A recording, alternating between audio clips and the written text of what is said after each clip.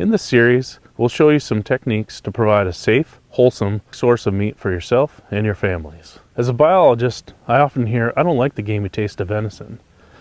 Most of that off-putting taste is the result of improper handling of the animal. If you follow the tips in this video series, your idea of how wild venison should taste will greatly improve. While this video series focuses on whitetail deer, the tips we show can apply to almost any wild game. We've just harvested a nice doe. Now we're going to show you how to do the field dressing. Let's start with some basic tools. Gloves are important not only for keeping your hands clean, but they also provide a barrier for potential zoonotic diseases. You need a good sharp knife. You don't need the Jack Hawk 9000. Just any good sharp knife, and I prefer this one that has a gut hook. Let's get started. We're going to start by coring around the rectum. I'm going to make an incision in here using my gut hook to slice all along the abdomen, and then we'll get inside and show you the details of the process. So again, we're going to start by making an incision and core around the rectum.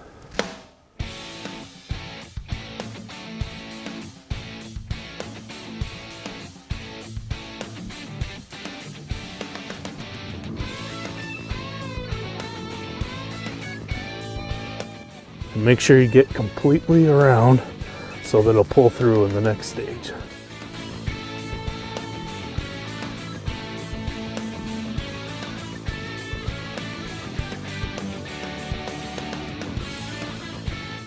Your next step is to locate the sternum. Make an incision with your knife, not to go too deep. Use your gut hook. Slice right down the abdomen.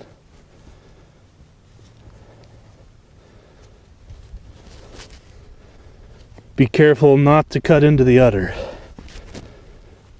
or the testicles on a buck. And then you can take your knife, make sure you get all the way up to the diaphragm.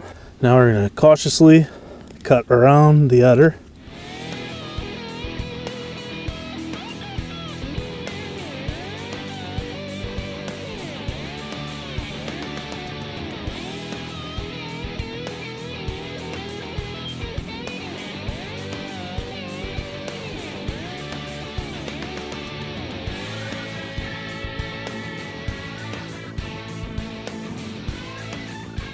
I'm just going to slice in between these two muscle groups down to the pelvis bone,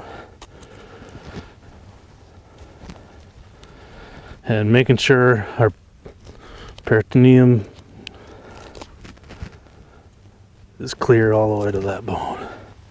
Next, we'll roll her over, get this lower gut system out of the way so we can work up in the chest cavity.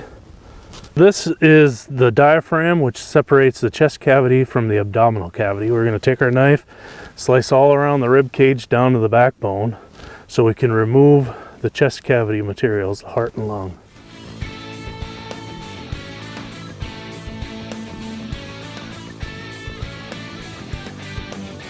Next, we're going to take our knife, reach into the chest cavity, get as far as we can, and cut our esophagus.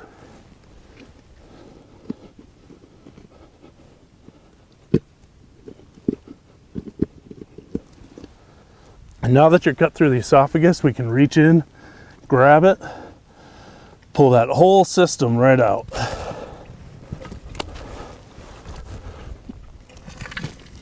And this is where it's important that if you didn't cut all the way around the diaphragm, it can hold the process.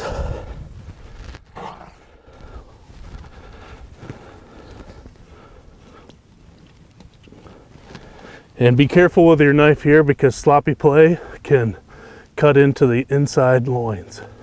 And now, if you've properly cut around the rectum, you can pull it right out. And so, since we've shot her in the chest, there's a lot of extra blood in the cavity. At this point, we need to roll her onto her belly and drain all this extra fluid out.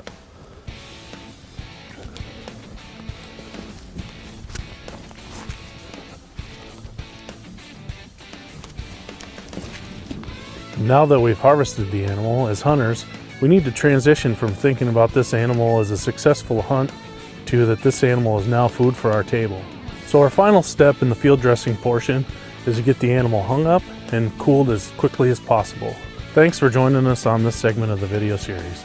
Please join us again for the next segments of how to properly skin and debone a hanging carcass.